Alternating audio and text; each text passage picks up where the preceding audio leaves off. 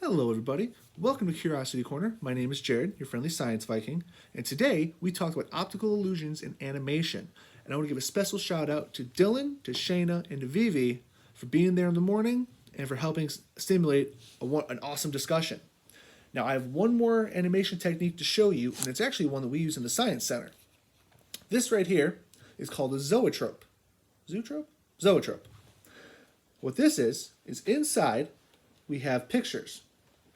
Now I know some of you are thinking, wow, those look pretty good. They do, because I didn't make them, my wife did. That you can tell her that. But anyway, we're going to look through these slits and we're going to see what happens. Hopefully I don't drop this. So as I'm spinning, we are experiencing what's called persistence of vision. Remember earlier I talked about how your brain remembers things and holds on to an image. So even though there are breaks, there are these slits in the top here, our brain still recognizes what it just saw. So it looks like our moon is in motion. Looks like it is spinning, you can still see it. And if you spin it too fast, you make yourself motion sick. Oof. Anyway, so that's what I wanted to show you. Thanks so much for checking in with us.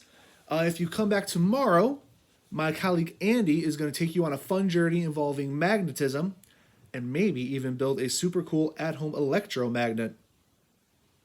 So check back in tomorrow at 10:30. Like our videos. Please subscribe to our channel so you don't miss out on anything. We have new videos every day at 10:30 and at 3 o'clock. I think that's all for today. So until next time, have fun, be safe, and as always, stay curious.